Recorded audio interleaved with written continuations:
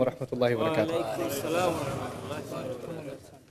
الحمد لله رب العالمين والصلاة والسلام على سيد الأنبياء والمرسلين وعلى آله وصحبه ومن استنى بسنته إلى يوم الدين. اللهم اجعلنا منهم ومن الذين آمنوا وعملوا الصالحات وتواصوا بالحق وتواصوا بالصبر آمين يا رب العالمين. ثم أما بعد فأعوذ بالله من الشيطان الرجيم.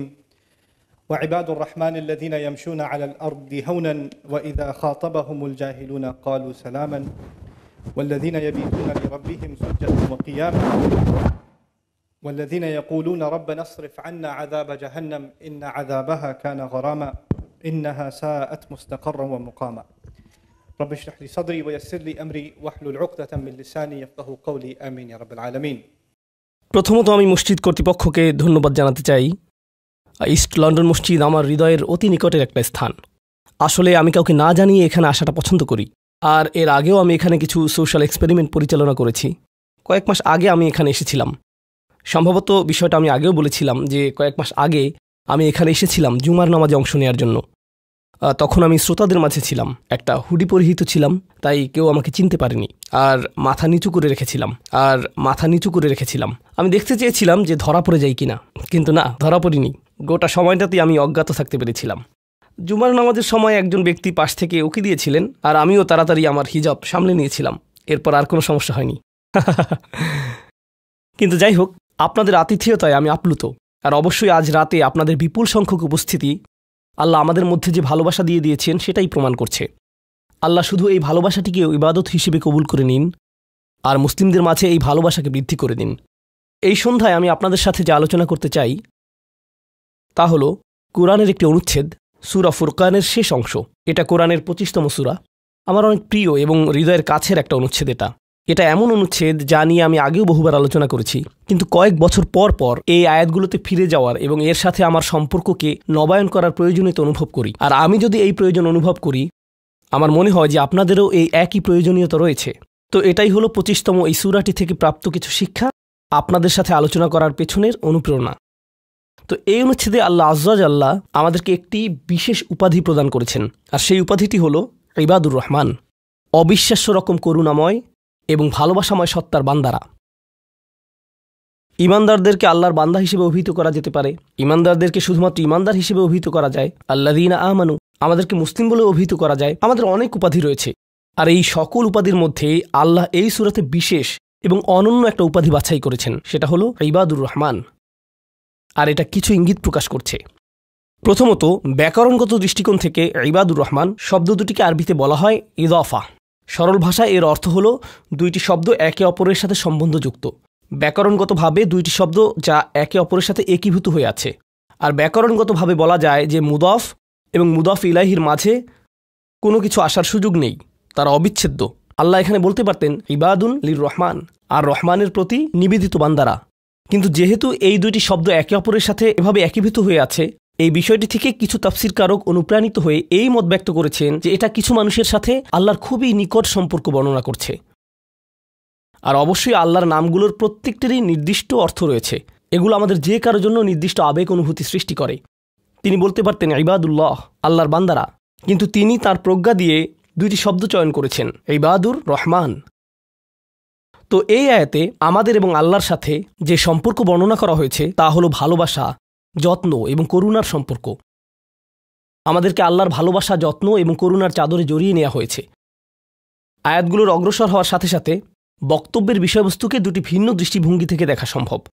একটি দৃষ্টিভঙ্গি হলো কিছু মানুষের বিশেষ কিছু গুণ রয়েছে। বিশেষ এই মানুষগুলো কারা? যাদেরকে আল্লাহ ইবাদুর রহমান বলে আখ্যায়িত করেছেন। এই দৃষ্টিভঙ্গি অনুযায়ী এই হলো গুণাবলীগুলোর একটা তালিকা। যদি এর সবগুলোর অধিকারী হতে না পারেন, আপনি আসলে ব্যর্থ হয়েছেন। এটা হলো একটা দৃষ্টিভঙ্গি। তো আমাদের যে কারো জন্য আমরা যদি প্রথম দৃষ্টিভঙ্গির দিকে লক্ষ্য করি, তখন বলবো আমি তো তাহলে অকৃতকার্য হয়ে গেলাম। কিন্তু এটাকে দেখার আরেকটা পরিষ্কার দৃষ্টিভঙ্গি রয়েছে, আর সেটা হলো এই প্রত্যেকটি হলো পৃথক শ্রেণীর মানুষের জন্য। তাদের প্রত্যেকেই হলেন পৃথক শ্রেণীর মানুষ। তাদের মধ্যে সাদৃশ্যপূর্ণ বৈশিষ্ট্য হলো তারা সকলেই ঈমানদার। কিন্তু এক্ষেত্রে একটা বিষয় হলো, আর এই ধারণাটি আমি সূচনায় আপনাদেরকে বলবো, আমরা সকলে একরকম নই। যেমন আজকের জুমার পর এক নারীর সাথে আমার সাক্ষাৎ হয়েছে। তিনি আমার কাছে এসে বললেন, আমি প্রতিদিন 3 ঘন্টা ধরে তাহাজ্জুদের নামাজ পড়ি। আক্ষরিকভাবে এটাই তিনি আমাকে জিজ্ঞেস করেছিলেন, এটা কি ঠিক আছে? আর আমি বলেছিলাম, আপনাকে এজন্য পুরস্কৃত করা উচিত, কারণ অনেকের জন্য নিয়মিত 5 মিনিট তাহাজ্জুদ পড়াও অসম্ভব। কখনো কখনো মানুষের জন্য সময় মতো ফজরের নামাজে ওঠাও অত্যন্ত কঠিন হয়ে যায়। আর এই নারী 3 ঘন্টা নামাজ পড়ছেন। আমি বললাম, কিসের তাড়নায় আপনি এটা করতে পারছেন? তিনি বললেন, কি করব আমি, টিভি দেখব? তার চেয়ে বরং আল্লাহর সাথে কথা বলে সময় কাটাই। এটাই তিনি আমাকে বলেছেন। আমি সম্মানিত বোধ করছি যে তিনি আমার কাছে এসে প্রশ্নটি করেছেন। আমার উচিত ছিল তার কাছ থেকে পরামর্শ নেওয়া, এমন মানুষের কাছ থেকে যারা আল্লাহর নৈকট্যপ্রাপ্ত। আমি যা বলতে চাচ্ছি তা হলো, আমরা সকলে একরকম নই। তিনি যা করেছেন আমি তা করতে পারবো না। আমি সত্য কথা বলছি, এই নারী যা করেন আমি তা করতে সক্ষম নই। আর আমি তার এই যোগ্যতার প্রতি সম্মান জানাই। আল্লাহ এই অভ্যাস বজায় রাখতে তাকে দৃঢ়তা দান করুন। কিন্তু আমরা তো জানি এমন মানুষ রয়েছেন যারা অন্যদেরকে সাহায্য করার ক্ষেত্রে অসাধারণ। তাদের যোগ্যতা, তাদের পারদর্শিতা হলো অন্য মানুষকে সাহায্য করা। আরেক ধরনের মানুষ রয়েছে যাদের এই গুণটি রয়েছে যে যখন তারা মানুষের চারপাশে থাকেন, মানুষ ভালো অনুভব করে। এটাই তাদের যোগ্যতা। আপনি শুধু তাদের কাছে যাবেন, যদি তারা কোনো কথা নাও বলেন, আপনি শুধু তাদের সাথে সময় কাটাবেন, তখন নিজের ভেতর একটা প্রশান্তি অনুভব করবেন, শান্তি অনুভব করবেন। আল্লাহ আমাদের সকলকে বিচিত্র যোগ্যতা দিয়েছেন। এই অনুচ্ছেদের ব্যাপারে এই বিষয়টাই আমার কাছে অনেক বেশি বিশ্বাসযোগ্য মনে হয় যে এটা বিভিন্ন ইমানদারদের জন্য বিভিন্ন বিচিত্র গুণাবলীর উল্লেখ করেছে। ইমানদারদের একটি শ্রেণীর বিশেষ এক ধরনের গুণাবলী রয়েছে, ইমানদারদের অন্য একটি শ্রেণীর অন্য ধরনের গুণাবলী রয়েছে। সেটা তাদেরকে বিশেষ বৈশিষ্ট্যমণ্ডিত করে। আর আমরা যখন এই আয়াতগুলোতে অগ্রসর হব, আপনি হয়তো দেখবেন যে প্রথমটি আমার সাথে মিলছে না। আমি আশা করছি যে কমপক্ষে একটি গুণের অধিকারী হব। আপনি হয়তো একের অধিক গুণের সাথে মিল খুঁজে পাবেন, আর সেটাও আপনাকে ইবাদুর রহমান হিসেবে অন্তর্ভুক্ত করবে। এখানে প্রথম গুণটি চমৎকার। হয়তো ভাবতে পারেন যে আল্লাহ তাআলা হয়তো সবচেয়ে নৈকট্যপ্রাপ্ত বান্দাদের দিয়ে শুরু করবেন, যাদেরকে তিনি সবচেয়ে ভালোবাসেন। হয়তো তিনি তাদেরকে দিয়ে শুরু করবেন যারা সবচেয়ে বেশি নামাজ পড়ে, যারা তার উপাসনা সবচেয়ে বেশি করে, যারা আল্লাহর প্রতি আধ্যাত্মিক ধ্যানে সবচেয়ে মগ্ন। কিন্তু আল্লাহ কি দিয়ে শুরু করলেন? তিনি বললেন, আল্লাযীনা ইয়ামশুনা আলাল আরদি হাওনা। অবিশ্বাস্য রকম করুণাময় সত্তার বান্দারা, এই বিশেষ মানুষগুলো হলো তারা যারা বিনম্রতার সাথে পৃথিবীতে চলাফেরা করে। আল্লাযীনা ইয়ামশুনা আলাল আরদি হাওনা। সামনে এগোনোর আগে এটা দিয়ে কি বোঝাচ্ছে তা আমাদেরকে উপলব্ধি করতে হবে। এর অর্থ এটা না যে আপনি যখন রাস্তায় হাঁটবেন অর্ধেক রুকু করা অবস্থায় হাঁটবেন, এরকমভাবে মাথা নিচু করে রাখবেন আর বলবেন যে আমি বিনয় প্রকাশ করছি। এটা বিনয় প্রকাশ করা নয়। আপনি সোজাভাবেই হাঁটবেন। আপনি মানুষের সাথে তাচ্ছিল্য সহ কথা বলবেন না। আর আলাল আরদি, এই ধারণাটি হলো যেখানেই যান, হয়তো ঘরে থাকতে পারেন, হয়তো কাজে থাকতে পারেন, হয়তো শিক্ষা প্রতিষ্ঠানে থাকতে পারেন, হয়তো আপনার কর্মচারীদের সাথে কাজে আছেন, হয়তো আপনার নিয়োগদাতার সাথে কথা বলছেন, হয়তো কথা বলছেন শিশুদের সাথে, অথবা কথা বলছেন বড়দের সাথে, হয়তো আপনার বাবা মায়ের সাথে কথা বলছেন, হয়তো এটা অন্য কেউ, হয়তো এটা মুসলিম হতে পারে অথবা অমুসলিম। যখনই মানুষের সাথে কথা বলেন এক ধরনের বিনয় থাকতে হবে। যেভাবে আপনি তাদের সাথে কথা বলবেন, কাউকে মূল্যহীন বোধ করাবেন না আপনার কথার দ্বারা। যেভাবে তার দিকে তাকান, যেভাবে নিজেকে উপস্থাপন করেন, এটাই আল মাশি আলাল আরদি হাওনা। পৃথিবীর বুকে বিনয় সহকারে চলাফেরা করা, বিনম্রভাবে। আপনারা দেখবেন যে কোরআনে বিভিন্ন রকমের অহংকারের কথা এসেছে। এখন এখানে সবাই জানেন যে অহংকার হলো হৃদয়ের একটা ব্যাধি। এটা থাকে হৃদয়ের ভিতর, তাই না? কিন্তু ভিতরে যখন কোনো ব্যাধি থাকে, যেমন কোনো ভাইরাস যদি ভিতরে থাকে, বাইরে এর কিছু লক্ষণ প্রকাশ পায়, উচ্চ তাপমাত্রা, ঘাম, এই ধরনের লক্ষণ। কোরআন তুলে ধরছে অহংকারের কিছু লক্ষণ। উদাহরণস্বরূপ আল্লাহ বর্ণনা করছেন যেভাবে মানুষ অন্যের দিকে তাকায়। কোরআন বলছে যে এমন মানুষ ছিল যারা রাসূল সাল্লাল্লাহু আলাইহি ওয়াসাল্লামের দিকে এভাবে দৃষ্টিপাত করত, ইয়াকাদুল্লাযীনা কাফারু লা ইউযলিকুনাকা বিআবসারিহিম। তারা এত কঠিনভাবে আপনার দিকে তাকায় যে তারা যেন তাদের দৃষ্টি দ্বারা আপনাকে মাটিতে ফেলে দেবে। এরকম কঠিনভাবে তারা আপনার দিকে তাকায়। অন্য কথায়, তারা কোনো কিছু বলেনি, তারা কোনো কিছু করেনি। তাদের অহংকার কোথায় ছিল? শুধুমাত্র তাদের মুখমণ্ডলে, শুধুমাত্র তাদের চোখে। তো তরুণদের জন্য এটা একটা উপদেশ। তোমার বাবা মা হয়তো তোমার সাথে কিছু নিয়ে চিৎকার করছেন, সেটা ন্যায্য বা অন্যায্য যাই হোক, আর তুমি বসে বসে শুনছো, আর তোমার রক্ত গরম হয়ে উঠছে এবং পাল্টা চিৎকার করতে মন চাইছে, কিন্তু তুমি শুধু কুৎসিত চাহনি দিয়ে তাদের দিকে তাকিয়ে আছো। এই কুৎসিত চাহনি দিয়ে তাকিয়ে আছো, আর তোমার মা বলছেন, আমার দিকে এভাবে তাকিয়ে আছো কেন? আমি তো কোনো কথা বলিনি। তুমি কিছু বলনি, এটা পুরস্কার পাওয়ার মতো কিছু না। তুমি কিছু বলনি, এটা পুরস্কার পাওয়ার মতো কিছু না। কারণ অধ্যত্ব শুধু তোমার কথাতেই থাকে না। তবে অভিনন্দন যে তুমি কোনো কিছু বলনি, এটা অপেক্ষাকৃত ভালো, কারণ সেটা তাহলে আরও খারাপের দিকে যেত। কিন্তু এক ধরনের অধ্যত্ব, ক্রোধ এবং বিনয়ের অভাব আমাদের চোখে মুখে ফুটে ওঠে। সুম্মা নজর, সুম্মা আবাসা অবাসার, সুম্মা আদবার ওয়াস্তাকবার। শুধু যেভাবে কারো দিকে তাকান, শুধু যেভাবে ভ্রু কুঁচকান, শুধু যেভাবে চোখ ঘুরান, কখনো কখনো যেভাবে কারো দিকে তাকান, কখনো কখনো যেভাবে কারো দিকে না তাকান। কেউ আপনাকে সালাম দিয়েছে, আপনি তার দিকে তাকালেনও না, অন্যদিকে ফিরলেন এবং তা উপেক্ষা করলেন, অথবা শুধু ওয়ালাইকুম আসসালাম বললেন। আপনি সালামের জবাব দিয়েছেন, কারণ তা না হলে তো গুনাহ হতে পারে, কিন্তু জবাব দিলেন খুবই নিচু স্বরে, এটা নিশ্চিত করার জন্য যাতে সে শুনতে না পায়, আর সে মনে করলো যে আপনি জবাব দেননি। এরকম যে আল্লাহ জানেন যে আমি জবাব দিয়েছি, কিন্তু আমি তাকে এটা জেনে পরিতৃপ্তি লাভ করতে দিব না যে আমি তার সালামের জবাব দিয়েছি। তো যখন সে এসে বলে যে ভাই আমি তো আপনাকে সালাম দিয়েছি, আপনি জবাব দেননি, আমি তো জবাব দিয়েছি, এটাও হাউন এর অভাব। আল্লাযীনা ইয়ামশুনা আলাল আরদি হাওনা। মানুষের প্রতি বিনয়, শিশুদের প্রতি করুণা, বয়স্কদের প্রতি করুণা, এমন মানুষদের প্রতি করুণা যারা এর যোগ্য না। আর প্রসঙ্গক্রমে এর অর্থ এটা না যে আপনাকে অপমান করার সুযোগ আপনি মানুষকে করে দিবেন। এমন পরিস্থিতি আছে আমাদের পরিবারগুলোতে, আমাদের বন্ধুবান্ধবের মাঝে, আমাদের পরিসরে, যেখানে কিছু মানুষকে অবমাননাকর হিসেবে পাবেন। এমনটা ঘটে। আপনার পরিবারে এমন মানুষ রয়েছে, কখনো কখনো আপনার পিতামাতাও এরকম হতে পারেন।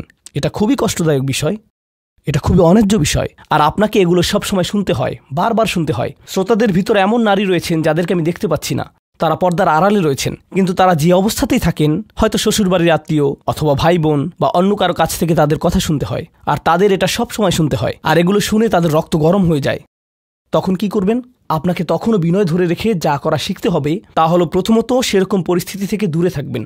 যদি জানেন যে মেজাজের ভারসাম্য হারিয়ে ফেলবেন, তখন সেখান থেকে বেরিয়ে যান। এই মুহূর্তে আমি এই আলোচনায় অংশ নিতে পারবো না, দুঃখিত, আমি একটু হাঁটতে যাব। রাগে বিস্ফোরিত হয়ে যাওয়ার আগে এটা থেকে বেরিয়ে যান। এটাই প্রথমত এবং প্রধানত ইয়ামশুনা আলাল আরদি হাওনা। যুক্তিসঙ্গতভাবেই আয়াতটিতে এর সাথে যা সম্পর্কিত, ওয়া ইযা খাতাবাহুমুল জাহিলুনা ক্বালু সালামা, অল্প অল্প করে অবিশ্বাস্য কিছু শিক্ষা এখানে প্রদান করা হয়েছে। আরবি ভাষায় ইদা অর্থ যদি না, এর অর্থ যখন। যখন বিরক্তিকর ব্যক্তিরা, যখন সেই ব্যক্তিরা যাদের নিজস্ব নিয়ন্ত্রণ নেই, এরা যখন তাদের সাথে কথা বলে, যখন মূর্খ লোকেরা তাদের সাথে কথা বলে, এখানে বলা হচ্ছে না যে যদি তারা কথা বলে, বরং আয়াতে বলা হচ্ছে যখন তারা কথা বলে। আল্লাহ আমাকে এবং আপনাকে জানিয়ে দিচ্ছেন যে এমন লোক সব সময় থাকবে যারা আমাদের উদ্দেশ্যে কথা বলবে, যারা আমাদের সাথে আলোচনায় অংশ নিবে, যারা আমাদের সাথে ভাব প্রকাশ করবে। তাদের আচরণ হয়তো ভালো হবে না, এরকমটা ঘটবে, এটা এড়াতে পারবেন না। এই ধরনের অপ্রীতিকর অভিজ্ঞতার শিকার আপনাদের প্রত্যেককেই হতে হবে, আমি সহ। এমন লোক থাকবে যারা জাহেল। এখানে জাহেল অর্থ উপলব্ধি করুন। জাহেল অর্থ শুধুমাত্র মূর্খ না। যখন মুসা আলাইহিসসালামকে গরুর বাছুর সম্পর্কে জিজ্ঞেস করা হলো, তিনি বলেছিলেন যে তোমাদেরকে একটি গরু কুরবানি করতে হবে, আর তারা বলেছিল তুমি কি তামাশা করছো? আতাত্তাখিযুনা হুজুয়া, তুমি কি আমাদের সাথে উপহাস করছো? আমাদেরকে গরু কুরবানি করতে হবে? এখানে আমাদের সামনে জটিল পরিস্থিতি রয়েছে, কিন্তু কোনো গরু কুরবানির প্রয়োজন নেই। তিনি আসলেই রেগে গেলেন। আপনারা জানেন যখন মুসা আলাইহিসসালাম রেগে যান, তখন তিনি কিছু একটা করে ফেলতে পারেন। তো তিনি তৎক্ষণাৎ আল্লাহর কাছে প্রার্থনা করলেন এবং বললেন, আউযু বিল্লাহি আন আকুনা মিনাল জাহিলিন, আমি জাহেলদের অন্তর্ভুক্ত হওয়া থেকে আল্লাহর আশ্রয় প্রার্থনা করি। এর অর্থ মূর্খ নয়, কারণ স্পষ্টতই মুসা আলাইহিসসালাম ছিলেন পৃথিবীর জ্ঞানী মানুষদের একজন। তিনি অজ্ঞতা নিয়ে কথা বলছেন না। তিনি বলছেন আমি আমার আবেগের উপর নিয়ন্ত্রণ হারানো থেকে, মেজাজের নিয়ন্ত্রণ হারানো থেকে আল্লাহর আশ্রয় প্রার্থনা করছি, এমন জিনিস বলা থেকে অথবা করা থেকে যা আমি এখন করতে চাই, কিন্তু আমাকে নিজেকে সংযত করতে হবে। এখন এই উপলব্ধি থেকে আলোচ্য আয়াতটিতে আসুন।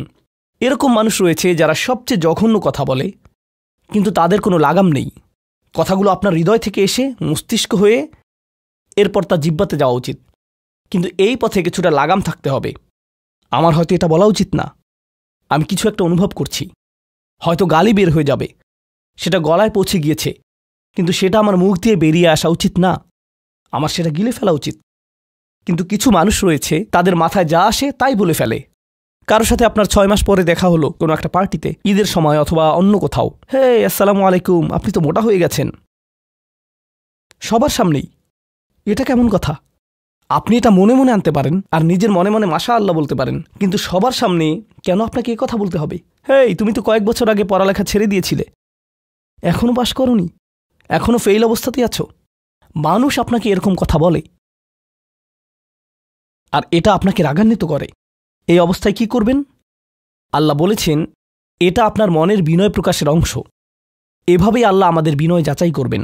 আর প্রসঙ্গক্রমে তারাই হয়ে থাকে আমাদের সবচেয়ে কাছের মানুষ, যার অর্থ আপনি এই ধরনের পরিস্থিতিতে বারবার বারবার বারবার পড়বেন। কিভাবে এটা থেকে বেরিয়ে আসবেন?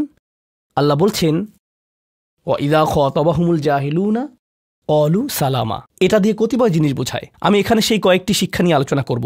যখন এমনটা ঘটবে, আপনার তাৎক্ষণিক প্রতিক্রিয়া হবে শান্তি, ক্বালু সালামা। এটা দ্বারা বিদায়ও বোঝাতে পারে। আপনি বলবেন, সালাম, আমি আর এই আলোচনা চালিয়ে যেতে চাই না, আমি সম্মানজনকভাবে আপনাকে বিদায় জানাবো। ও দাঁড়ান, আমার তো একটা মিটিং আছে। এর বাকি অংশটুকু আপনি মনে মনে বলতে পারেন আল্লাহর সাথে দোয়া করার জন্য, কিন্তু এটা তার কাছে প্রকাশ করার প্রয়োজন নেই। শুধু বলুন যে আমার একটা মিটিং আছে, আর সেখান থেকে চলে আসুন, কারণ আপনি এটা নিতে পারবেন না। তারা সেখান থেকে বেরিয়ে আসে সম্মানজনকভাবে, এটা একটা অর্থ। যখন জঘন্য মানুষ আপনার কাছে আসে, বেরুবার পথ খুঁজে বের করবেন। কোরআন এই সূরাতে আরও পরে যা বলেছে যে মাররু কিরামা, সম্মানজনকভাবে তারা এটা অতিক্রম করে চলে যায়। কিছু কিছু মানুষ আছে যারা এমন কথা বলতে চায় যা আপনাকে রাগান্বিত করবে। তারা আসলে এটা করে মজা পায়। তারা কথা বলবে শুধু আপনাকে উত্তেজিত করার জন্য। আর তাদের কেউ কেউ জানে যে ঠিক কি বলতে হবে, কারণ তারা আপনার সাথে আগেও কথা বলেছে। আর তারা জানে যে কোন জিনিস আপনাকে রাগিয়ে তুলে, তাই তারা জানে যে কোন বাটনটি প্রেস করতে হবে আর কিভাবে আপনাকে বিরক্ত করতে হবে। আপনি বসে আছেন, আমি উত্তেজিত হব না, আমি উত্তেজিত হব না, আমি উত্তেজিত হব না, কিন্তু তার কথা শুনে আপনি বিশাল দানবে পরিণত হয়ে গেলেন, যার ফলে সব ধ্বংস হয়ে যাবে। আর সেই ক্ষেত্রে আপনাকে আগে এটা রোধ করতে হবে।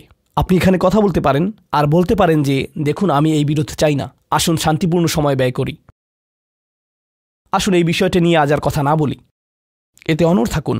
এটা দিয়েও ক্বালু সালামা বোঝায়। আমি আপনার সাথে ঝগড়া করতে চাই না, আমি শুধু চাই আলোচনাটা যাতে কুৎসিত পথে এগিয়ে না যায়। কখনো কখনো আমরা ভদ্রতা দেখাই, আর সেই সুযোগে মানুষ আমাদেরকে অসম্মানজনক কথা বলতে থাকে, এবং আত্মবিশ্বাসের সাথে মানুষকে জানিয়ে দিবেন যে তাদেরকে থামতে হবে, তারা সীমা ছাড়িয়ে যাচ্ছে। এটা সঠিক নয়, এমনটা করা সম্মানহীনতা নয়, শিষ্টাচার বহির্ভূত নয়। আপনি নিজের জন্য রুখে দাঁড়াতে পারেন, কিন্তু এটা শুধু মর্যাদাপূর্ণ উপায়েই করতে হবে, এমনভাবে যা শান্তিপূর্ণ। এছাড়াও সালামা শব্দটিকে অনেকেই অবস্থা হিসেবেও দেখেছেন। অন্য কথায়, যখন তারা জবাব দেয়, তারা পরিপূর্ণ শান্তিপূর্ণ অবস্থায় থাকে। এটা ভিন্ন একটা অর্থ। যখন জঘন্য মানুষেরা আপনার সাথে কথা বলে, তারা আপনাকে বিরক্ত করে, তারা রাগান্বিত করে, তারা মিথ্যার পর মিথ্যা, মিথ্যার পর মিথ্যা, মিথ্যার পর মিথ্যা বলে, আর আপনাকে সেখানে বসে এটা শুনতে হয় যেন এটা সত্য। আর তারা এটা অন্য মানুষের সামনে বলে, আর আপনি কোনো কারণ ছাড়াই ঝামেলায় পড়ে যান। যখন আপনি জবাব দেন, আপনার জবাব যাই হোক, জবাবটা শান্ত হওয়াটাই উত্তম। যখন জবাব দিবেন, আপনাকে শান্ত এবং পরিশীলিত হতে হবে। এটাই ক্বালু সালামা। আর যারা জীবনে এটা ধারণ করতে পারে, তারা আল্লাহর কাছে বিশেষ মানুষ, ইবাদুর রহমান। অন্য কথায়, এই অনুপ্রেরণাটিকে আমাদের মনে রাখতে হবে। সেই রকম সময়ে যেই ব্যক্তির সাথে আপনি কথা বলছেন, সে এর যোগ্য না, বরং সে হয়তো চপটাঘাত পাওয়ার যোগ্য। আপনাদের কেউ কেউ হয়তো প্রতিউত্তর দেয়ায় খুবই পারদর্শী। কেউ হয়তো আপনাকে বিদ্রুপাত্মক কিছু বলছে, আপনি তাকে কথা দিয়ে পিষে ফেলতে পারবেন। ও মাই গড, আপনার মাথায় যে জবাবগুলো আসে, তালিকা করা একাধিক জবাব, আমি কি এ বি সি বলবো নাকি উপরের সবগুলো একসাথে বলবো, আপনার মাথায় এটা চলছে। আর সেই মুহূর্তে যখন আপনি বিরত হওয়ার সিদ্ধান্ত নেন, কঠিনভাবে না বলার, প্রতিক্রিয়া না দেখানোর, শান্ত থাকার সেই শক্তি অর্জনের জন্য আপনার আর আমার অনুপ্রেরণা যা হবে তা হলো, আমি ইবাদুর রহমানের মধ্যে সামিল হতে চাই।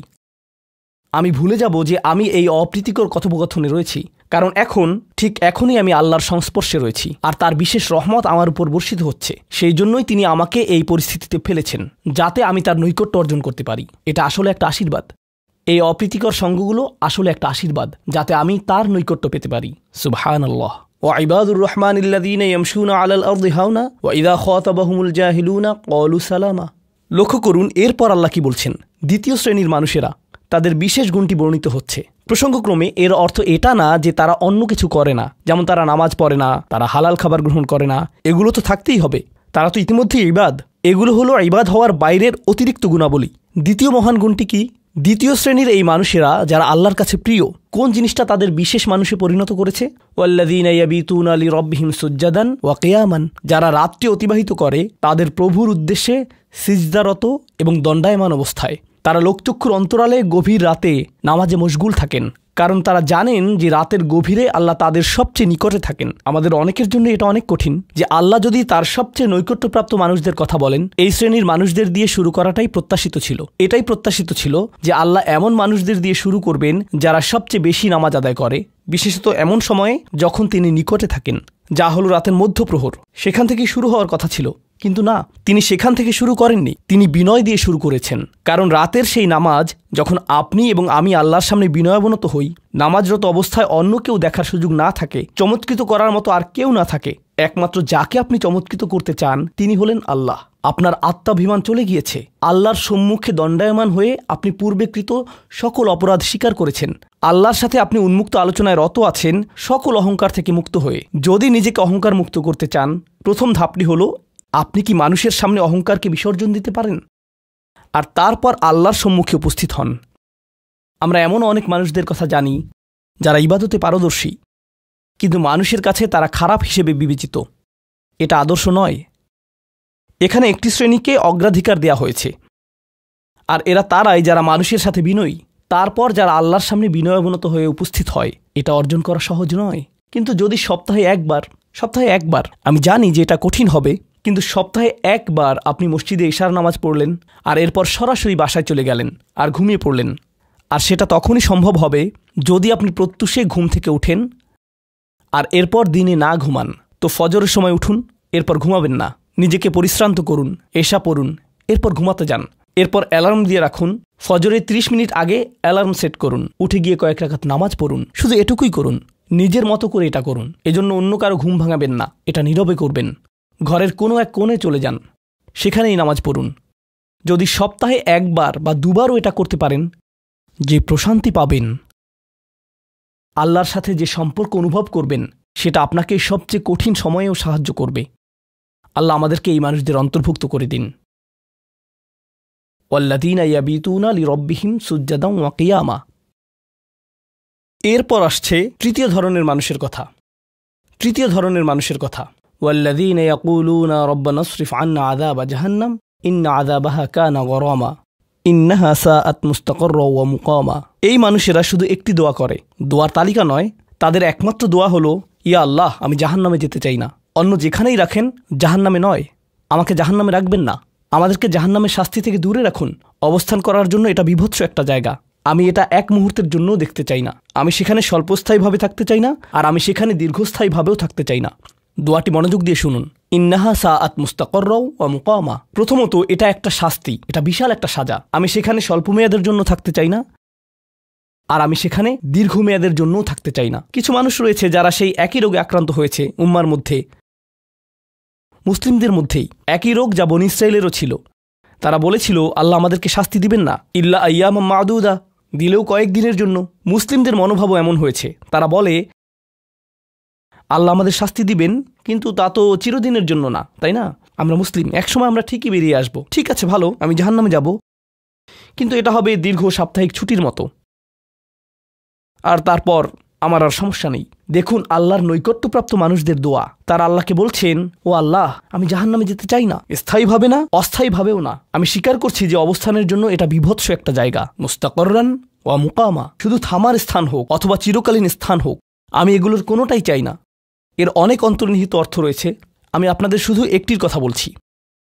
দেখুন, আপনি এবং আমি কখনোই প্রলুব্ধ হওয়া থেকে বাঁচতে পারবো না। হারাম সবসময় আমাদের সামনে আসবে, আর এটা সবসময় আমাদেরকে আহ্বান করবে। আর শাইতানু ইয়াইদুকুমুল ফাকর, শয়তান তোমাদেরকে দেউলিয়াত্বের প্রতিশ্রুতি দিবে। অন্য কথায়, যখন আপনি হালাল পথে চলবেন, শয়তান আপনাকে প্রতিশ্রুতি দিবে, তুমি সুযোগ হারিয়ে ফেলছো, তুমি বঞ্চিত হচ্ছ, সবাই কত মজা করছে, তুমি অনেক মজা করতে পারতে, তুমি আরও অর্থ উপার্জন করতে পারতে, তুমি আরও ইন্দ্রিয় সুখ উপভোগ করতে পারতে। সেই সব সময় আপনার কাছে বিজ্ঞাপন দিতে থাকবে বিকল্প পণ্যের, বিকল্প পন্থার, নিজের কামনাকে চরিতার্থ করার। কিছু যায় আসে না যে কতটুকু কোরআন মুখস্থ করেছেন, কিছুই যায় আসে না যে কী পরিমাণ তাহাজ্জুদ আপনি পড়েছেন। এগুলো কোনোটাতেই আসে যায় না। শয়তান থামবে না। দিন শেষে আপনি তো একজন মানুষই। দিন শেষে কামনা বাসনাগুলো আপনার মাঝে থাকবে, আর শয়তান থামবে না, সে আপনার পেছনে লেগেই থাকবে। শয়তানের একটা কৌশল আল্লাহ বর্ণনা করেছেন। তার মনস্তাত্ত্বিক কৌশলটি হল যায়্যানা লাহুমুশ শাইতানু আমালাহুম। শয়তান তাদের কাজগুলোকে তাদের কাছে আকর্ষণীয় করে দেয়। শয়তান আপনার কাছে আসবে, আপনাকে প্রলুব্ধ করবে। তখন আপনি বলবেন, হ্যাঁ এটা খারাপ, কিন্তু আমি তো অনেক ভালো কাজও করি। হ্যাঁ, আমি এলোমেলো কাজ করছি, কিন্তু আমি তো নামাজও পড়ছি, আর আমি তো কাফেরও না, তো সমস্যার কিছু নেই। আর এইবার করেই আমি থেমে যাব। এমন না যে আমি এটা করতেই থাকবো, শুধু একবারই করব। এভাবে নিজেকে সব ধরনের যুক্তি দিতে থাকেন, নিজে নিজে এটাকে বৈধতা দিতে থাকেন। আপনার চিন্তায় এটা এখন আর অতটা খারাপ না। আর তারপর যখন এমন মানুষ চারপাশে থাকেন যাদেরকে বলেন যে এটা তো খারাপ, আর তারপর যখন এমন মানুষের চারপাশে থাকেন যাদেরকে বলেন যে এটা তো খারাপ, তারাও আপনাকে বলে, না ভাই, কাম অন, এটা অতটা খারাপ না, থামো তো। এরকম কথা বলো না। না, আল্লাহ ওইরকম না, আল্লাহ তোমাকে শাস্তি দিবেন না। কেন এরকম হতাশাজনক কথা বলছো? তুমি অতিরিক্ত চিন্তা করো। আপনি তা শুনেন আর এটা আপনাকে প্রভাবিত করতে শুরু করে। কিন্তু যখন কাজটা করে ফেলেছেন, যেটাই করেছেন, হতে পারে এটা অ্যালকোহল অথবা অন্য কোনো মাদক, এটা কারোর সাথে সম্পর্ক হতে পারে, সেটা যাই হোক, যখন নিজেকে বলেন যে এটাই শেষবার, কিন্তু এটাই শেষ তো না। কারণ যখনই কাজটা ঘটে যায় আর কয়েকদিনের মধ্যে অনুশোচনাও কেটে যায়, তখন মোবাইলে আরেকটা মেসেজ চলে আসে, তারপর আরেকটা দাওয়াত আসে, তারপর আপনি বলেন না এটাই শেষবার, আবারও সেই চক্রে আটকে যান আর আবারও সেটা করেন আর তা করতেই থাকেন। শয়তান ঠিক এটাই চেয়েছিল। মানুষ এই চক্র বন্ধ করতে পারে, আল্লাহর প্রতি নিবিষ্ট হয়ে বলতে পারে, ইয়া আল্লাহ, আমার বন্ধুরা কি বলেছে তাতে কিছু যায় আসে না, শয়তান কি ওয়াসওয়াসা দিচ্ছে তাতে কিছু যায় আসে না, কতবার এই বিভৎস চক্রে আটকা পড়েছি তাতে কিছু যায় আসে না। আমি ফিরে আসলাম 2 দিন অনুতপ্ত থেকে আবারও পাপে লিপ্ত হওয়া থেকে। আমি ফিরে আসলাম আপনার কাছে ক্ষমা চাওয়ার পর আবারও পাপ করা থেকে। ওয়ালাম ইউসিরু আলা মা ফাআলু ওয়া হুম ইয়ালামুন। তারা পাপ কাজগুলো বারবার করে না আর তারা জানে যে তারা কি করছে। আমি সেই লোকদের অন্তর্ভুক্ত হব না? ওয়ালাইসাতিত তাওবাতু লিল্লাযিনা ইয়ামালুনা আস-সাইয়্যাত। তওবা, অনুশোচনা তাদের জন্য কাজ করে না যারা পাপ করতেই থাকে। এমনকি তওবা করার পরেও এটা সেই মানুষদের জন্য না যারা এই চক্রে আটকে যায়। এটা তাদের জন্য যারা বলে, ইয়া আল্লাহ, আমি জাহান্নামে যেতে চাই না, আমি জাহান্নামের যোগ্য অনেক কাজ করেছি, কিন্তু এখন আমি থেমে যাচ্ছি। আর এটাই চূড়ান্ত। তারা হলেন আল্লাহর কাছে বিশেষ মানুষ।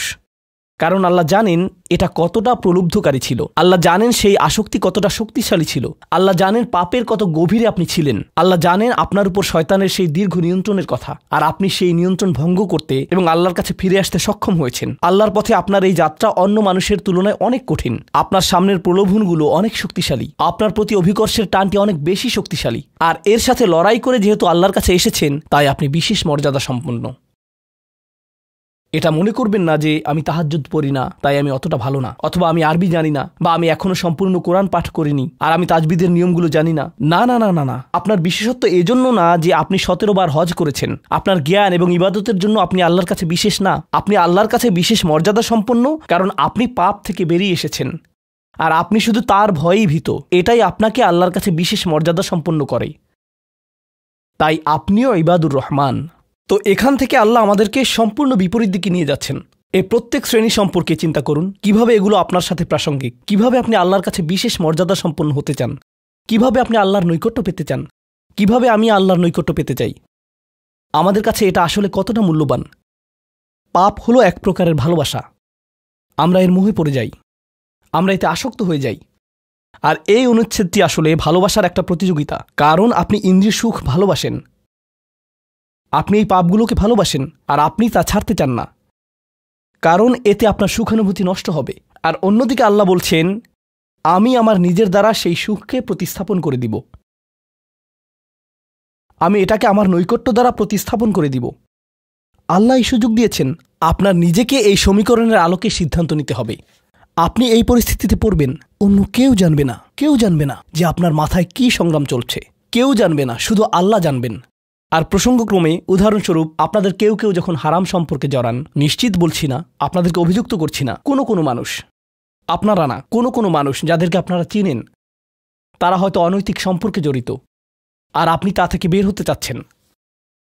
তো আপনি এই আলোচনা শুনে তাকে মেসেজ দিলেন, আমি আর এটা করতে পারবো না।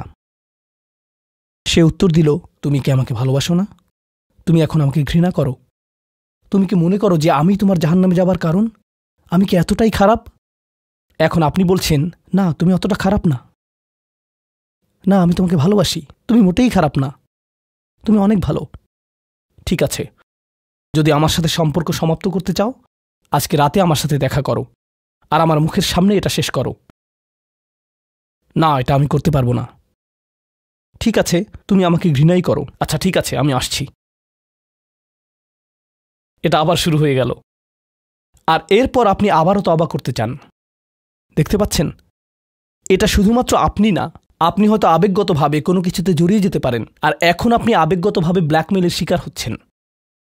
এর দ্বারা আপনি খারাপ বোধ করবেন।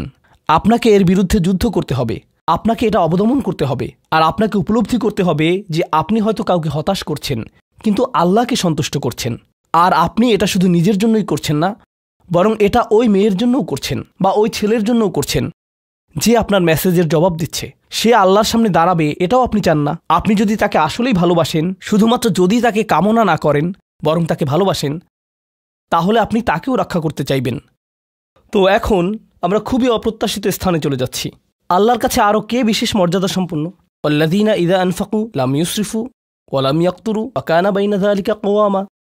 এই মানুষেরা যখন তারা অর্থ ব্যয় করে, তারা সকল অর্থ উড়িয়ে দেন না,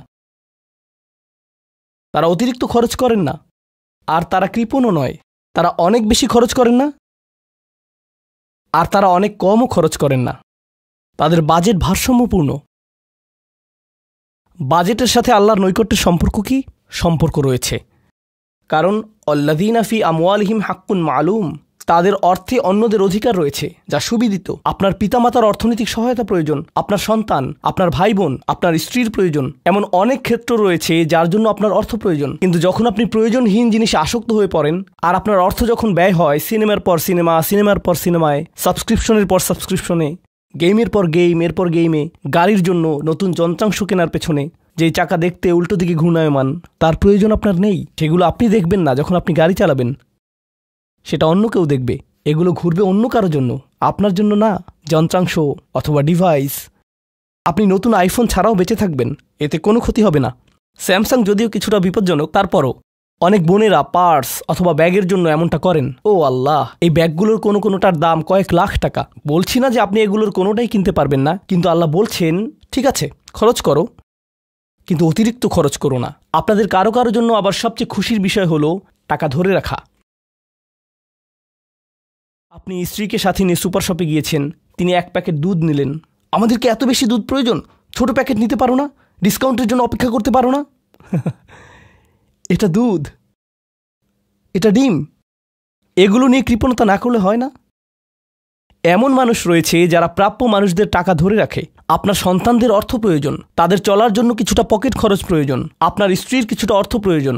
যদি তিনি গৃহ ব্যবস্থাপনার দায়িত্বে থাকেন আর তিনি নিজে উপার্জন না করেন, আর তিনি আপনার কাছে বলেন আমি কি 500 টাকা পেতে পারি? কিসের জন্য তোমার টাকা প্রয়োজন? আমাকে সম্পূর্ণ প্রতিবেদন প্রদান করবে, সকল রিসিট দেখাবে। দাঁড়ান, 1 মিনিট থামুন। এটা লাম ইয়াকতুরু, এটা আপনার জন্য চ্যালেঞ্জ হতে পারে। আপনি যদি আল্লাহর নৈকট্য লাভ করতে চান, আপনার পরিবারের খাবারের প্রসঙ্গ আসলে তাদেরকে জঞ্জালের মতো বিবেচনা করবেন না। আপনার জন্য সর্বোত্তম খরচের খাত হলো আপনার পরিবার। নিজের পরিবারের সাথে এরকম খারাপ আচরণ করবেন না, কিন্তু অতিরিক্ত খরচও করবেন না। অন্যরা এমন আছে যারা টাকা উড়ায়। আল্লাহ হয়তো আপনাকে কিছুটা অর্থ দিয়েছেন, আর আপনি আপনার 16 বছরের সন্তানকে BMW কিনে দিলেন যাতে সে রাস্তার পাশে লাগিয়ে দিয়ে অ্যাক্সিডেন্ট করতে পারে, আর তারপর তাকে আরেকটা কিনে দিলেন। না না না, আপনি এমনটাও করতে পারবেন না। লাম ইউসরিফু ওয়া লাম ইয়াকতুরু ওয়া কানা বাইনা যালিকা কওয়ামা। তারা একটি ন্যায্য ভারসাম্যপূর্ণ পন্থা অবলম্বন করে এই 2 অবস্থার মাঝে অবস্থানের জন্য। পরবর্তী গুণটি আমার প্রিয়, মনোযোগ দিয়ে শুনুন। এরা সবাই একটি শ্রেণী। ওয়াল্লাযীনা লা ইয়াদউনা মা'আল্লাহি ইলাহান আখার ওয়া লা ইয়াকতুলুনা আন-নাফসাল্লাতী হারামাল্লাহু ইল্লা বিল হক ওয়া লা ইয়াজনুন ওয়া মান ইয়াফআল যালিকা ইয়ালকা আসামা। তারা আল্লাহর পাশাপাশি অন্য কোনো উপাস্যের কাছে প্রার্থনা করে না, আর আল্লাহর পাশাপাশি অন্য কোনো উপাস্যের কাছে প্রার্থনা না করা অবস্থায় তারা কাউকে হত্যা করে না, এবং তারা ব্যভিচারে লিপ্ত হয় না। 3টি বিষয়। তারা আল্লাহ ছাড়া কারো কাছে প্রার্থনা করে না, এর সাথে রয়েছে তারা হত্যা করে না, এবং তারা ব্যভিচার করে না। 3টি বিষয় একসাথে, 3টি বিষয় একসাথে। এটা তো অসাধারণ কোনো অর্জন নয়। কেউ বলতে পারে যে হ্যাঁ, আমি তো তালিকায় এসে পড়েছি, আমি কাউকে হত্যা করিনি। কিন্তু জানেন কেন এটা বৈশিষ্ট্যসূচক? কারণ এই বিষয়গুলো খুবই প্রাথমিক স্তরের, তাই না? অন্য অনেক কবিরা গুনাহ রয়েছে, কিন্তু আল্লাহ বলছেন যে তোমরা আল্লাহর কাছে বিশেষ মর্যাদার অধিকারী হতে পারবে যদি তোমরা শুধু এটুকু করো। কেন এটা বিশেষ মর্যাদাপূর্ণ? মক্কার মানুষদের কথা চিন্তা করুন, সেই সমাজের কথা চিন্তা করুন যার মাঝে কোরআন এসেছিল। সেই মানুষগুলো 1000 বছর ধরে শিরকে লিপ্ত ছিল। হত্যা তাদের কাছে সাধারণ বিষয়ে পরিণত হয়েছিল, জিনা কোনো বিষয়ই ছিল না। আর এগুলো বড় বিষয় ছিল না তাদের পূর্বপুরুষ অথবা তাদের পূর্বপুরুষ অথবা তাদের পূর্বপুরুষের কাছে। এগুলো ছিল জীবনেরই অংশ। জীবন ছিল গ্যাংস্টারের মতো। আর যখন তারা এই সকল কিছু ছেড়ে আল্লাহর কাছে আসলো, তাদের পরিবারকে বলেছিল যে ও তুমি তো এখন মুসলিম, কংগ্রাচুলেশনস। তাদেরকে সকল ধরনের বিভৎস অভিজ্ঞতার সম্মুখীন হতে হয়েছিল, তাদের প্রিয় মানুষদের কাছ থেকে, তাদের সমাজ থেকে, তাদের বন্ধুবান্ধবদের কাছ থেকে, কারণ তারা সেই অপরাধগুলো ত্যাগ করেছিলেন, তাই না? কিছু মানুষের জন্য শুধুমাত্র ঈমান গ্রহণ করা, শুধুমাত্র অপরাধী জীবন থেকে বেরিয়ে আসা, শুধুমাত্র জিনা থেকে বেরিয়ে আসা ছিল এতটাই বড়। আপনারা যারা সম্মানিত পরিবারে বেড়ে উঠেছেন, পরিশুদ্ধ পরিবেশের মাঝে ছিলেন, আপনার জন্য সেই ধরনের বিপত্তিতে না পড়াটা সহজ, অথবা সহজতর। এখনকার সময়ে যে কোনো কিছুই সহজ।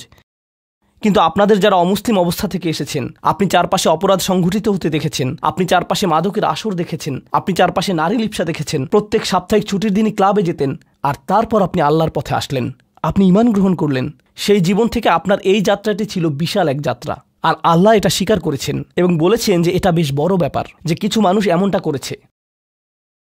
শুধু এই বিবেচনায় তারা বিশেষ মর্যাদাময়, তারা অন্য কিছু জানে না, তাদের ব্যাপক কোনো জ্ঞান নেই। কিন্তু মূল বিষয় হলো তারা আল্লাহর সন্তুষ্টির জন্য হিজরত করেছেন, তারা সেই বড় পাপগুলো থেকে আল্লাহর অভিমুখে যাত্রা করেছেন। এটা অবিশ্বাস্য। কিন্তু এই আয়াতগুলোতে আল্লাহর করুণা এখনও সমাপ্ত হয়নি। প্রথমত সেই তিনটি বিষয় যা আমি উল্লেখ করেছি, শিরক বা আল্লাহ সম্পর্কে অশ্রদ্ধা প্রদর্শন করা, হত্যা এবং ব্যভিচার, এগুলো অনেক বড় পাপ। তো আল্লাহ কি বলছেন? ইউদাআফ লাহুল আযাবু ইয়াউমাল কিয়ামা ওয়া ইয়াখলুদ ফীহি মুহানা। এমন মানুষের জন্য শাস্তি দ্বিগুণ করা হবে, আর তারা সেখানে থাকবে অপমানিত অবস্থায়। এই পাপগুলো আল্লাহর কাছে ছোট বিষয় না, বিশেষত তিনটা পাপ একসাথে। কিন্তু প্রসঙ্গক্রমে সবচেয়ে খারাপ অপরাধ শিরক। সবচেয়ে খারাপ অপরাধের মধ্যে দ্বিতীয়টি হল যখন আপনি একজন ব্যক্তিকে হত্যা করেন। এটা কাকে হত্যা করার সমতুল্য?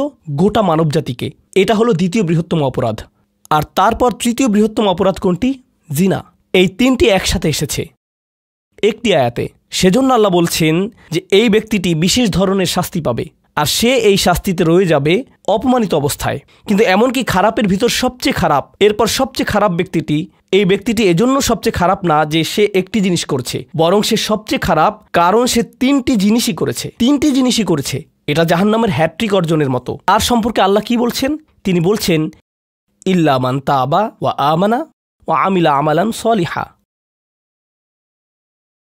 অর্থাৎ যে অনুতপ্ত হয়েছে, ঈমানের পথে ফিরে এসেছে এবং তখন থেকে ভালো কাজ শুরু করেছে, তার জন্য নিয়মের ব্যতিক্রম হবে। এটা উপলব্ধি করাটা গুরুত্বপূর্ণ। আল্লাহ বর্ণনা করছেন নিকৃষ্টের মধ্যে নিকৃষ্ট, আর চেয়েও নিকৃষ্ট। আর তারপর বলেছেন এমনকি সেই ব্যক্তির ক্ষেত্রেও যদি সে আমার কাছে ফিরে আসে, আমি তাকে শাস্তিতে নিক্ষেপ করব না। কিন্তু এতটুকু যথেষ্ট না।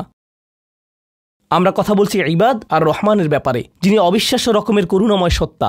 তো তিনি তাদেরকে শুধুমাত্র জাহান্নাম থেকে রক্ষা করেই ক্ষান্ত হবেন না, তিনি আরও কি করবেন?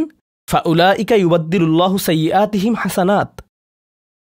সেই মানুষগুলোর মহাপাপগুলোকে প্রতিস্থাপিত করবেন। আর আমি আপনাদেরকে মনে করিয়ে দিচ্ছি সেই পাপগুলো কি? শিরক। ইন্নাশ শিরকা লাযুলমুন আযীম।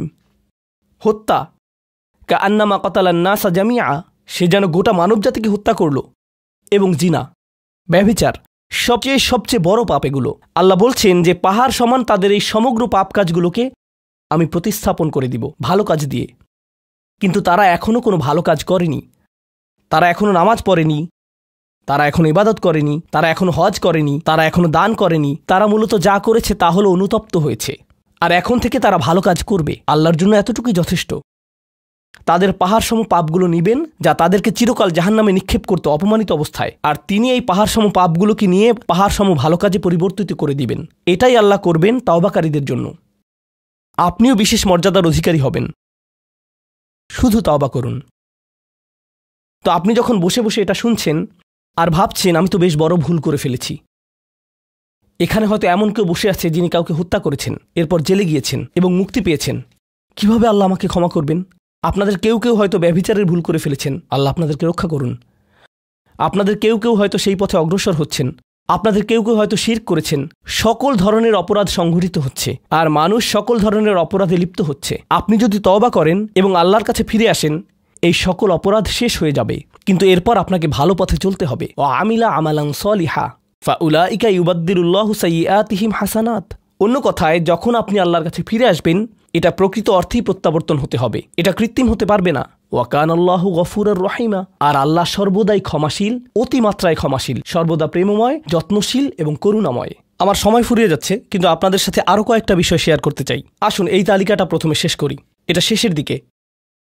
কেউ বলতে পারে যে আমি শিরক করিনি, আমি হত্যা করিনি, আমি জিনাও করিনি, আমি শুধু ছোট বিষয়গুলো করেছি। যেমন আমি ফজরের নামাজ পড়িনি, একদিন ফ্রিজ থেকে আমার ভাইয়ের চকলেট মিল্ক চুরি করে খেয়েছি, বেশ কয়েকবার বাবার সাথে চড়া মেজাজে কথা বলেছি, আরেকদিন একটা পার্টিতে কিছুটা গীবত করে ফেলেছি। কিন্তু আমি হত্যা করিনি। এই তওবা তো আসলেই খারাপ অপরাধীদের জন্য। তাহলে আমার কি হবে? সাধারণ পাপীদের কি হবে? বাকি আমরা যারা রয়েছি, কারণ তারা হলো উঁচু স্তরের পাপী, তাই না? তো পরবর্তী আয়াত বলছে, তোমরা বাকি যারা রয়েছ, ওয়ামান তাবা, যেই তাওবা করেছে, যে কোনো ধরনের তাওবা, আমিলা সালিহান, সৎ কাজ করেছে, ফাইন্নাহু ইয়াতুবু ইলাল্লাহি মাতাবা, তো যখন সে আল্লাহর কাছে ফিরে আসে আন্তরিকভাবে অনুতপ্ত হয়ে, আল্লাহ সেটাও স্বীকার করেন। না না না, কারণ আমার পাহাড় সম পাপ প্রয়োজন, এটাকে পাহাড় সম পুণ্যে রূপান্তরিত করার জন্য, এটাকে পাহাড় সম পুণ্যে রূপান্তরিত করার জন্য এমন প্রয়োজন নেই।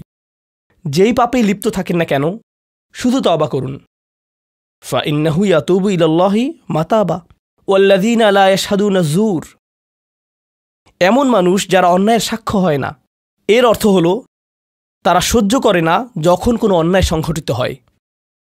এই মানুষগুলো আল্লাহর কাছে মর্যাদা সম্পন্ন, কারণ তাদের পরিসরে কেউ যখন মানসিকভাবে নির্যাতনের শিকার হয়, কেউ যখন অর্থনৈতিকভাবে নির্যাতনের শিকার হয়, তাদের পরিবারে ধরুন 2 ভাই মিলে কোনো ব্যবসা করে, আর তাদের একজন সকল অর্থ আত্মসাৎ করে অন্যজনকে বঞ্চিত করে, যার ফলে আদালতে গিয়ে এখন একে অপরের বিরুদ্ধে অবতীর্ণ। সেখানে আপনার হয়তো কোনো এক পক্ষের সাথে সম্পর্ক রয়েছে, আপনি নিশ্চুপ দাঁড়িয়ে থেকে অন্যায় হতে দিবেন না। আপনি এটা হতে দিবেন না। যদি এটা আপনার নিজের বাবার বিরুদ্ধেও যায়, যদি এটা আপনার স্বামী স্ত্রী বা সন্তানদের বিরুদ্ধেও যায়, আপনি অলসভাবে দাঁড়িয়ে থেকে অন্যায়কে সহ্য করবেন না, আপনি প্রতিবাদ করবেন। কমপক্ষে এর নীরব অংশীদার হবেন না, আপনি সে স্থান ত্যাগ করবেন। এর সাথে আমার কোনো সম্পর্ক নেই, আমি এর অংশ হতে চাই না।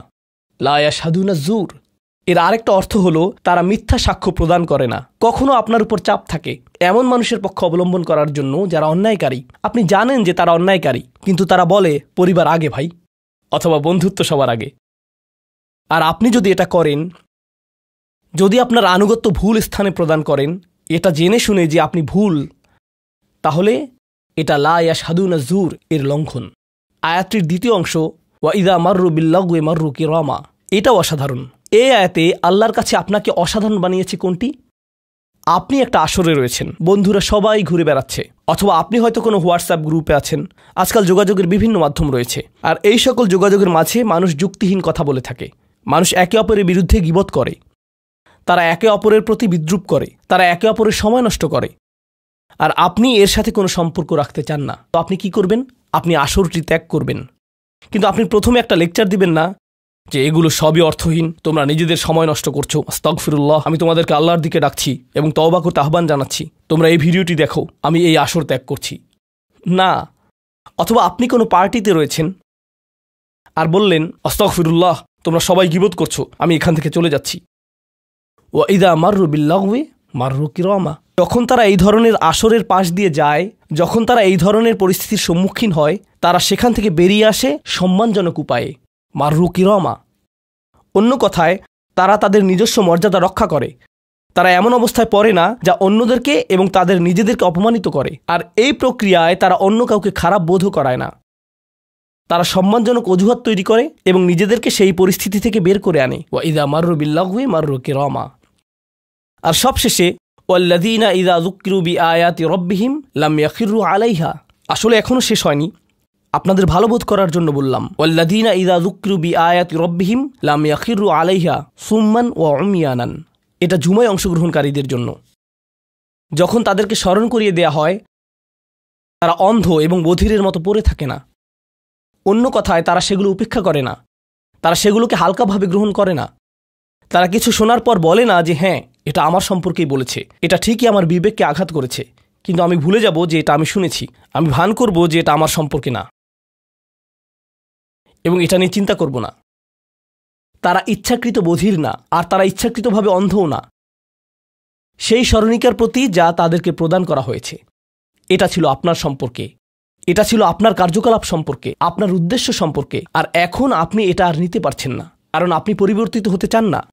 বাল ইউরিদুল ইনসানু লিয়াফজুরা আমামাহ, মানবজাতি শুধু তার সামনে যা রয়েছে তাতে নিমজ্জিত হয়ে যেতে চায়। প্রলোভনগুলো এতটাই মজবুত। আর কোরআন উলিন নুহা সম্পর্কে বলছে, তারা এমন মানুষ যারা নিজেদেরকে সংযত করতে পারে। আপনাকে স্মরণ করিয়ে দেয়া হচ্ছে নিজেকে সংযত করার জন্য, আর আপনি বলছেন আমি সংযত হতে চাই না, আমি এই অবস্থাতেই ভালো আছি, আমি ইতিমধ্যেই কাজটি করার দিন, তারিখ এবং স্থান নির্ধারণ করে ফেলেছি এবং টিকিটও করে ফেলেছি। এরপর এই খুতবাটি আমার মুড নষ্ট করে দিল, তো আমি এখন একটা বার্গার খাবো এবং খুতবায় যা শুনেছি তা নিয়ে চিন্তা করব না। তারপর সেখানে যাব যেখানে আমি যেতে চেয়েছিলাম। খুতবাটা বেশ দেরিতে শোনা হয়েছে। সেই মানুষেরা এমনটা করে না। যখন কোনো স্মরণিকা শ্রবণ করে নিজেদের উপর এর প্রভাব পড়তে দেয়, তারা এটাকে পরিবর্তন ঘটানোর সুযোগ দেয়। এটাই তাদেরকে আল্লাহর কাছে বিশেষ মানুষে পরিণত করে। প্রসঙ্গক্রমে কখনো কখনো আপনার ভিতরে ঘটে যাওয়া সেই পরিবর্তন অন্য কেউ দেখে না, অন্য কেউ জানে না সেই পাপ সম্পর্কে যার দিকে আপনি অগ্রসর হচ্ছিলেন। সেটা শুধুই আপনি এবং আল্লাহর মাঝে সীমাবদ্ধ, আর আল্লাহ আপনাকে তার ইবাদ হিসেবে গণ্য করেন, কারণ আপনি সেই পরিবর্তন ঘটিয়েছেন। তো এখন যেহেতু আমরা সমাপ্তির দিকে যাচ্ছি, এটাই এখানে বর্ণিত শেষ গুণ। এই মানুষেরা শুধুমাত্র নিজেদের নিয়ে উদ্বিগ্ন না, বরং তারা তাদের পরিবার নিয়ে উদ্বিগ্ন। ওয়াল্লাযীনা ইয়াকুলুনা রব্বানা হাবলানা মিন আজওয়াজিনা ওয়া যুররিয়াতিনা কুররাতা আয়ুনিন। হে প্রভু, আমাদের স্ত্রী এবং আমাদের সন্তানদের দ্বারা আমাদেরকে চক্ষুর শীতলতা দান করুন, যার অর্থ দুইটি জিনিস। আমি জটিলতা পরিহার করে আপনাদেরকে সরলভাবে কুররাতা আয়ুনিন এর অর্থ বুঝিয়ে বলছি। প্রথম অর্থ হলো, ইয়া আল্লাহ, অন্য সকল কিছু আমাকে পীড়িত করে, অন্য সকল কিছু আমাকে অসুবিধায় ফেলে, কিন্তু যখন আমি আমার স্ত্রীর কাছে আসি এবং আমার সন্তানদের কাছে আসি, ইয়া আল্লাহ, এই স্থানটিকে আমার জন্য প্রশান্তিদায়ক করে দিন। আমার সকল অসুবিধা দূর হয়ে যায় যখন আমি আমার স্ত্রীর দিকে তাকাই। আমার সকল অসুবিধা দূর হয়ে যায় যখন আমি আমার সন্তানদের সাথে থাকি। ইয়া আল্লাহ, আমার স্ত্রী এবং আমার সন্তানদের মাঝে এটা প্রদান করুন, অথবা আমার স্বামী এবং আমার সন্তানদের মাঝে এটা প্রদান করুন। কুররা শব্দটির দ্বিতীয় অর্থটি এসেছে করার থেকে। করার অর্থ যখন আপনার চোখ কোথাও আটকে যায়। ইয়া আল্লাহ, আমার স্ত্রীর প্রতি আমার ভালোবাসা এতটাই সৃষ্টি করে দিন যাতে আমি তার উপর থেকে চোখ ফিরাতে না পারি। ইয়া আল্লাহ, আমার সন্তানদের নিয়ে আমাকে এতটাই আনন্দিত করে দিন এবং এতটাই ভালোবাসাপূর্ণ করে দিন যাতে আমি তাদেরকে অন্যদের সাথে তুলনা না করি। আমার যা রয়েছে তা নিয়ে আমি সুখী, তারা খারাপ বোধ করুক এটা আমি চাই না। আমি তাদের অর্জনের স্বীকৃতি প্রদান করি। আমাকে সেই সামর্থ্য দান করুন যাতে স্ত্রী এবং সন্তানদের মাঝে কুররাতু আয়ুন খুঁজে পাই। আমাকে একটি মজবুত পরিবার দান করুন এবং আমাকে আমার পরিবারের প্রতি সন্তুষ্ট করে দিন। আপনাদের অনেকের জন্য একমাত্র দুশ্চিন্তার বিষয় হলো স্ত্রী এবং সন্তান। এই দোয়া অনুযায়ী দুশ্চিন্তার একমাত্র উপশমকারী হওয়া উচিত স্ত্রী এবং সন্তান। আর আপনি নিজে চেষ্টা না করে শুধু আল্লাহর কাছে কিছু চাইতে পারেন না, কারণ আল্লাহ বিশেষ কোনো বৃষ্টি আপনার পরিবারের উপর বর্ষণ করবেন না, যার ফলে আকস্মিকভাবে আপনি আপনার স্ত্রীকে ভালোবাসতে শুরু করবেন। এর জন্য চেষ্টা করতে হবে। আপনার সন্তানদের সাথে সম্পর্ক উন্নয়নের জন্য আপনাকে চেষ্টা করতে হবে। এটা রাতারাতি ঘটবে না। এটা এমন জিনিস যাতে আপনাকে এবং আমাকে বিনিয়োগ করতে হবে। তো আল্লাহ আমাদেরকে সামর্থ্য দান করুন যাতে আমরা শুধুমাত্র মুখে এই দোয়া করে ক্ষান্ত না হই, বরং দোয়াটি যাতে বাস্তবায়িতও করতে পারি, কারণ আল্লাহ প্রচেষ্টার বিষয়ে জিজ্ঞেস করবেন। এমনকি সেই বিখ্যাত দোয়াটির শেষেও এটা এসেছে, রব্বানা আতিনা ফিদ দুনিয়া হাসানা ওয়া ফিল আখিরাতি হাসানা ওয়া কিনা আযাবান নার। বিখ্যাত একটি দোয়া, তাই না? আমাদেরকে এই জীবনের সর্বোচ্চটা দান করুন, পরের জীবনেরও সর্বোচ্চটা দান করুন, আমাদেরকে জাহান্নামের শাস্তি থেকে রক্ষা করুন। এরপরে আল্লাহ কি বলছেন? উলাইকা লাহুম নাসিবুম মিম্মা কাসাবু। তারা ততটুকু অংশই পাবে যা তারা অর্জন করেছে। আপনি শুধু দোয়া করবেন আর তা কাজ করবে তেমনটা না। আপনাকে অর্জন করতে হবে, আপনার চেষ্টাকে কাজে লাগাতে হবে। তো আপনি যখন আপনার পরিবার নিয়ে উদ্বিগ্ন থাকবেন, তখনই আপনি পরিবারে প্রশান্তি প্রদানের জন্য আল্লাহর কাছে চাইবেন। আর প্রসঙ্গক্রমে এটা দিয়ে কি বোঝায়? যে সকল স্বামীরা যারা লন্ডন শহরে রাত 2টা-3টা পর্যন্ত সীসা বারে সময় কাটান, কিন্তু বাড়িতে তাদের স্ত্রীদের কাছে যান না, কারণ তারা তাদের স্ত্রীদের মাঝে কোনো প্রশান্তি খুঁজে পান না। আর তাদের স্ত্রীরা তারাও তাদের স্বামীদের মাঝে কোনো প্রশান্তি খুঁজে পান না। যখন তারা বলবেন, না ভাই আমাকে বাড়ি যেতে হবে, তখন তারা আল্লাহর কাছে বিশেষ মর্যাদা সম্পন্ন হয়ে উঠবেন। যখন তারা সন্তানদের সাথে সময় ব্যয় করবেন, সন্তানদের থেকে তাদের চোখ সরে যায় না। আর যেহেতু আপনার চোখ তাদের থেকে সরছে না, এর অর্থ আপনি আসলে তাদের সাথে রয়েছেন। এর অর্থ আপনি আসলে সন্তানদের সাথে সময় ব্যয় করছেন এবং সেটা উপভোগ করছেন। এই বিষয়টি আপনাকে আল্লাহর কাছে বিশেষ মর্যাদা সম্পন্ন করে তুলেছে। তাদের জন্যই উলাইকা ইউজজাউনাল গুরফাতা বিমা সাবারু। আর আমাদেরকে মুত্তাকিনদের নেতা হিসেবে কবুল করুন, সৎকর্মশীলদের নেতা হিসেবে কবুল করুন। আমাদের সন্তানদেরকে ভালো সৎকর্মশীল জীবন দান করুন, যার ফলে যখন আমি আপনার সম্মুখে দাঁড়াবো, ইয়া আল্লাহ, আমার পরিবারের সদস্যদের কাজের কারণে আমার সৎকর্মের পরিমাণ শুধু বৃদ্ধিই পাবে। এখন এই সব কিছুর পরে উলাইকা ইউজজাউনাল গুরফাতা বিমা সাবারু, এই মানুষদেরকে প্রদান করা হবে সুউচ্চ প্রাসাদ, তারা যে ধৈর্য প্রদর্শন করেছে তার প্রতিদান স্বরূপ। লক্ষ্য করুন, এখানে আল্লাহ বলছেন তারা যে ধৈর্য প্রদর্শন করেছে তার প্রতিদান স্বরূপ। আপনি যদি এই তালিকার প্রথমে যান, যারা তাদের জিহ্বা সংযত করে, যখন মূর্খ লোকেরা তাদের সাথে কথা বলে তারা বিনয়ী, তারা জিহ্বা সংযত করে। যারা আল্লাহ ছাড়া অন্য কারো ইবাদত করে না, যারা আল্লাহর ইবাদত করে রাতের গভীরে।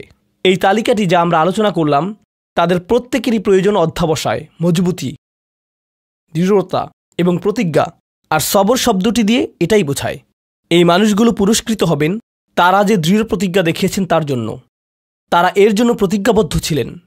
ওয়ায়ুলাক্কাউনা ফিহা তাহিয়াতান ওয়া সালামা, তাদেরকে সেখানে অভ্যর্থনা করা হবে অভিবাদন ও সালাম সহকারে।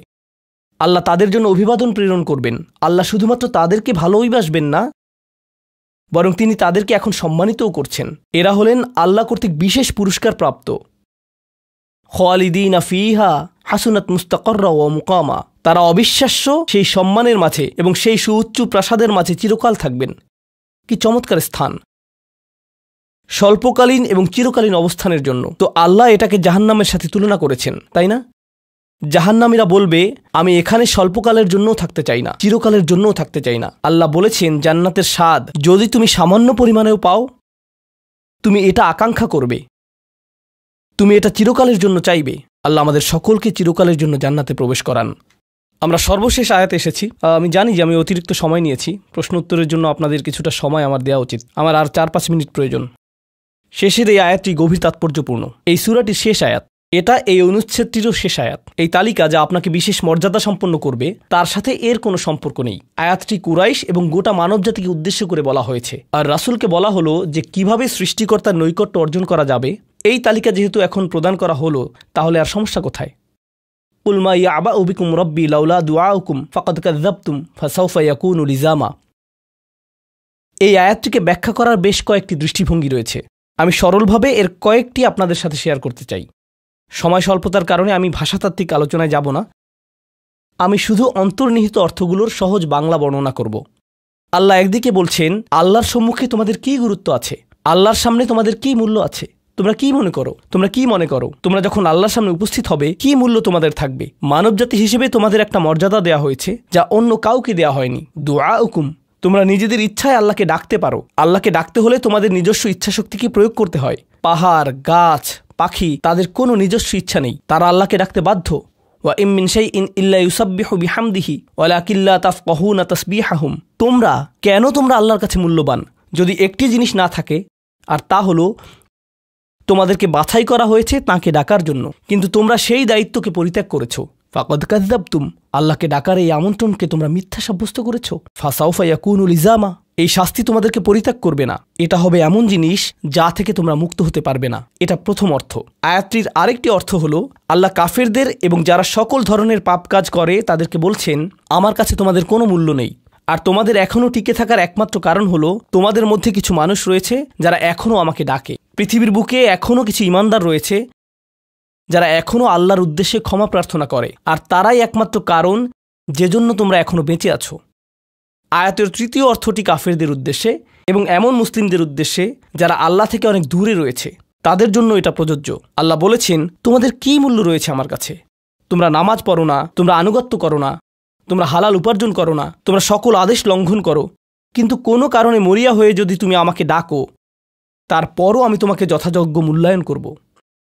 এখনও তোমাকে সুযোগ দিয়ে যাচ্ছি, লাউলা দুআউকুম, কিন্তু মোটের উপর তুমি এখনও এই সকল কিছুকে মূল্যহীন বিবেচনা করছো। তুমি স্বীকার করছো না যে আমি তোমাকে যা কিছু দিয়েছি এবং যা কিছু করতে বলেছি তা আসলে তোমার কাছে অর্থবহ। তুমি এই সকল কিছুকে মূল্যহীন এবং মিথ্যা বিবেচনা করছো। তোমার এই স্বভাব পরিবর্তন করো, কারণ শীঘ্রই এটা স্থায়ীভাবে লেগে থাকা শাস্তিতে পরিণত হবে। আল্লাহ এটা বলেননি যে তোমাকে শাস্তি দেয়া হবে, বরং তিনি বলেছেন শীঘ্রই তোমাকে শাস্তি দেয়া হবে, শীঘ্রই তুমি এটা থেকে আর মুক্ত হতে পারবে না। অর্থাৎ তোমার জন্য এখনও সুযোগ রয়েছে, বদলে যাও। আয়াতটির আরেকটা অর্থ হলো, হে কুরাইশরা, যদি আল্লাহ তোমাদেরকে কোরআনের মাধ্যমে আহ্বান না করতেন তাহলে অন্য কোন জিনিস তোমাদেরকে মূল্যবান সাব্যস্ত করত? আল্লাহ তোমাদেরকে এই কিতাবটি দিয়ে সম্মানিত করেছেন, আর সর্বোপরি আল্লাহ আপনাকে এবং আমাকে এই কোরআন দিয়ে সম্মানিত করেছেন। তারপরেও তোমরা এটাকে সম্পূর্ণরূপে অগ্রাহ্য করছো। তোমরা এই কিতাবের কোনো মূল্যায়ন করছো না, আল্লাহর এই বাণীকে মূল্যায়ন করছো না। এখনও সময় আছে, নিজেকে সংশোধন করো এবং আল্লাহ তার কথা বলার জন্য যে তোমাদেরকে বেছে নিয়েছেন তার গুরুত্ব অনুধাবন করো। আয়াতটির সর্বশেষ অর্থ, আল্লাহ তোমাদেরকে শাস্তি দেওয়া পছন্দ করেন না। আয়াতাংশটির ভাষাতাত্ত্বিক একটি অর্থ হলো, তোমাদেরকে শাস্তি দেওয়ার জন্য আল্লাহ আগ্রহী নন। তার কোনো উদ্দেশ্য এবং আকাঙ্ক্ষা নেই তোমাদেরকে শাস্তি দেওয়ার, কিন্তু আল্লাহ ছাড়া অন্য কাউকে ডাকার যে অপরাধ তোমরা সংঘটিত করেছ তা এতই বড় যে এর জন্য শাস্তি দিতেই হবে। অন্য কথায় আল্লাহ আপনাকে শাস্তি দিচ্ছেন যদিও তিনি চান না। মা ইয়াফআলুল্লাহু বিআযাবিকুম, তোমাদেরকে শাস্তি দিয়ে আল্লাহর কোনো প্রাপ্তি নেই। আপনাকে শাস্তি দিয়ে আল্লাহর কী পাওয়ার আছে? আল্লাহ এখানে বলছেন, আমি তোমাদেরকে শাস্তি দিতে চাই না, কিন্তু তোমাদের অপরাধগুলো অনেক বড়, আর শীঘ্রই এই শাস্তি স্থায়ী হয়ে যাবে। এই মুহূর্তে এগুলো অস্থায়ী, তোমরা এগুলো মুছে ফেলতে পারো। তাই এখনও ফিরে আসো, আল্লাহ